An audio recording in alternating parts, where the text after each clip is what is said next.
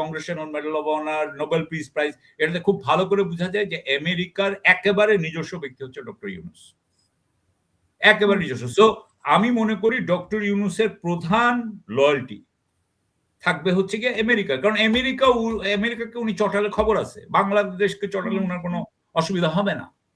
So আমি মনে করছি যে উনারা এখানে অনেক কাজ করতেছেন, যেমন ধরেন পোর্ট দিয়ে দেওয়া বা ইয়ে দিয়ে দেওয়া, এর মধ্যে অনেক কাজ হচ্ছে, যেটা আমার কাছে মনে হয় যে আমেরিকার কৌশলগত আপনার উদ্দেশ্যে অর্জনে বাংলাদেশ সাহায্য করতে চাচ্ছে ডক্টর ইউনূসের অধীনে।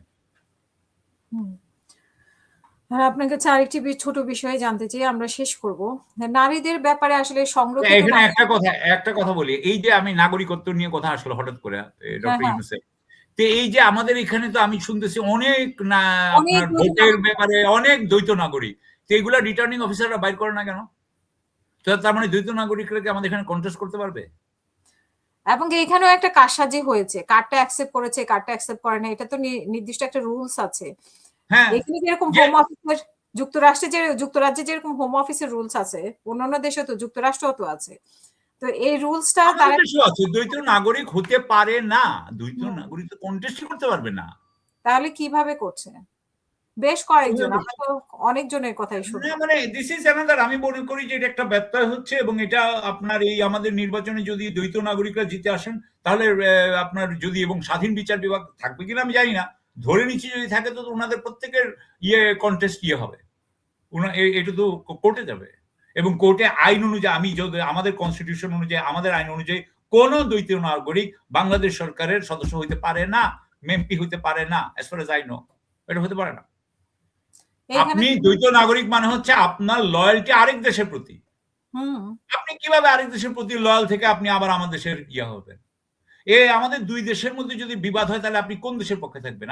ধরেন আপনি যুক্তরাজ্যের নাগরিক, কথার কথা, আপনি একজন যুক্তরাজ্যের নাগরিক, বাংলাদেশে এসে আপনি ভোট করলেন, আপনি জিতলেন, আপনি আইনসভা সদস্য হইলেন, এখন বাংলাদেশ এবং যুক্তরাজ্যের মধ্যে বিবাদ হইলো কোন একটা বিষয়, তাহলে আপনি কার পক্ষে থাকবেন? আপনি যুক্তরাজ্যের পক্ষে থাকবেন না বাংলাদেশের পক্ষে থাকবেন? একজনের পক্ষে থাকবেন।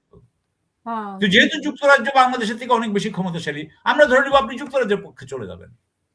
সো তার মানে আপনি এখানে হইতে পারেন না, এটা হতে পারে না। আমার পরিবার যখন যুক্তরাষ্ট্রের করতেছিল আপনার প্রসেসিং, তখন আমি বলছি যে আমি করতে পারি না, কারণ আমি সরকারি কাজ করি, সরকারি কাজ করলে আমি দ্বৈত নাগরিক হইতে পারি না, আমাদের নিয়ম নাই। তো আমাদের এখানে অনেক সরকারি কর্মকর্তা করছে, যাও সেটা তাদের ব্যাপার, আমি করিনি। So as far as this আমি কনসার্ন যে এটা কিন্তু আরেকটা বিশাল একটা আপনার অপরাধ হচ্ছে বলে আমি মনে করি আর কি। এবং আপনি নিশ্চয়ই অবশ্যই জানেন এটা, যে দ্বৈত নাগরিক মানে বাইরের দেশে নাগরিক হতে হলে শপথ নিতে হয়, আমাদের কিন্তু শপথ নিতে হয় যে আমরা যে কোনো ভাবে রক্ষা করবো। তো এখন ওনারা কি বাংলাদেশকে রক্ষা করবেন নাকি যুক্তরাষ্ট্রকে? যুক্তরাজ্যকে রক্ষা করবেন, স্বাভাবিক।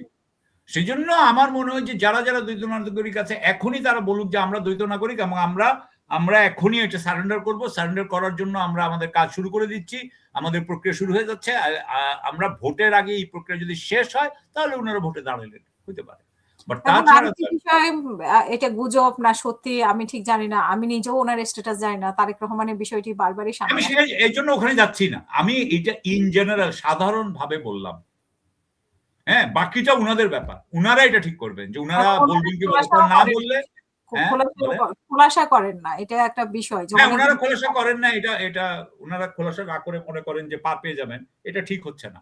এখনই যদি এই জিনিসগুলো খোলাসা না করেন, সেটাতে বোঝা যায় যে উনারা উনাদের বাংলাদেশের সাথে, বাংলাদেশের জনগণের সাথে উনারা আন্তরিক না। যে বাংলাদেশের জনগণের যেই হোক সেটা, আমি জানি না কারণ যে এটা করছে সে বাংলাদেশের জনগণের সাথে আন্তরিক না। যে আন্তরিক না তাকে বাংলাদেশের জনগণের দেওয়া উচিত বলে, মানে সমর্থন দেওয়া উচিত বলে আমি মনে করি না। আমি একটু নারীদের বিষয়ে শুনতে চাই যে 30 মানে নারীদের আসন 50টা মনে সংরক্ষিত আসন, এর বাইরে নারীরা মানে প্রতিদ্বন্দ্বিতা করছে না, কারণ অনেক নারী তো যোগ্য আছে বা আছে যারা প্রতিদ্বন্দ্বিতা করতে পারে। তো এই ক্ষেত্রে বিএনপি অবিচার করলো নাকি জামাত ইসলাম অবিচার করলো, নাকি আসলে অবিচার করা হয়নি, সুবিচারে আছে? আমরা তো পুরুষতান্ত্রিক, আমি আপনাকে একটা ছোট্ট উদাহরণ দিই। এবং আরেকটি বিষয় বলে, জামাত নেতা বলতেছেন যে এইবার নির্বাচিত হয়ে আসলে, ওরা বিএনপি দিকে ইঙ্গিত করছেন, এবং সেকেন্ড উনি বলছেন যে এবার নির্বাচিত হয়ে আসলে পরের বার আমরা নারীদের ব্যাপারে চিন্তা করবেন। তো এটা একটা মানে কেমন কথা হয়ে গেল না নারীদের আমি আমি আপনাকে একটা সিম্পলি বলি যে এইটা নিয়ে আমি পরে কি করবে এগুলার কোনো ঠিক নেই। পরে কে কি করছে সবাই বলছে ৫ পরে বছর অনেক পরে কিছু কে করবে, কি করবে কেউ না করে করবে। নাই। হ্যাঁ। কেউ করে নাই। সুতরাং সেটা আমি বাদ দিচ্ছি। ভবিষ্যতের কথা ভবিষ্যতে, এগুলো আমি উনাকে মিথ্যাবাদীও বলতে চাই না, যিনি বলেছেন। কিন্তু আমি এটা বলতে চাই যে আমাদের এই ব্যাপারে অভিজ্ঞতা হচ্ছে যে কখনোই কেউ ভবিষ্যতে এটা করেনি। দ্বিতীয় কথায় আসি, সেটা হচ্ছে যে হ্যাঁ, বাংলাদেশে বলছে যে রাজনৈতিক দলগুলো বলছে যে এখানে মহিলাকে দিলে, ধরেন এক জায়গায় মহিলাকে দেওয়া হলো এবং উল্টা দিকে একজন পুরুষ প্রার্থী হইল। কথার কথা। হুম, হুম, হুম। দেখা যাচ্ছে যে পুরুষ প্রার্থীর জেতার সম্ভাবনা বেড়ে যাচ্ছে। হ্যাঁ? সে জিতে যাচ্ছে। এমনকি একটা কথা বলা হয় যে ডোনাল্ড ট্রাম্প যে ২ বার জিতেছেন, ২ বারই কিন্তু ২ মহিলার সাথে। মহিলা না হয়ে যদি শ্বেতাঙ্গ পুরুষ হইতো উনি জিততে পারতেন না। এটা বলা হয়। বলা হয়। হুম, সুতরাং হুম। এখানে একটা দল যদি বলে যে না আমি মহিলাকে দিলে আমার হেরে যাওয়ার সম্ভাবনা বেড়ে যায়, সেজন্য আমি দিতে পারবো না। আমার মনে হয় যে এটাকে আপনি একদম ফেলতে পারবেন না। হুম, এখন এই সমস্যাটা কিন্তু প্রত্যেকটা রাজনৈতিক দলেরই। যে হুম, রাজনৈতিক দলগুলো এই কারণে তারা পারছে না যে তাদের তো 33% মহিলা ক্যান্ডিডেট দেওয়া দরকার। হুম। তারা 33% কেন? তারা 5% ও দিতে পারছে না। আমি একটা অনুষ্ঠানে গিয়েছিলাম, সেখানে সালাউদ্দিন সাহেব বলছিলেন উনারা 5% এ রাজি। আপনি অনুষ্ঠান শুরু হওয়ার আগে আপনি বললেন যে ১০ টা তারা দিয়েছিল, তার মধ্যে খালেদা জিয়া ছিল ৩ টা। এখন ৩ টা যখন চলে গেছে তার মানে হচ্ছে ৭ টা আছে। ৭ টা নমিনেশন, ৭ জন। তো তার মানে ৭ জন ১৫ র ৫% হলে ১৫ হইতো। ১৫ র জায়গায় আমি ধরে নিচ্ছি ৩০০ সিটে উনারা কনটেস্ট করছে ওই হিসাবে, সিম্পলিফাই করার হুম, জন্য। হুম, হুম। এখন তাহলে আপনার ১৫ টার জায়গায় ৭ টা। তার মানে উনারা 2.5% মতো করছে। মতো করছে। এখন এইটার সমাধানটা কি? এটার সমাধানটা কি?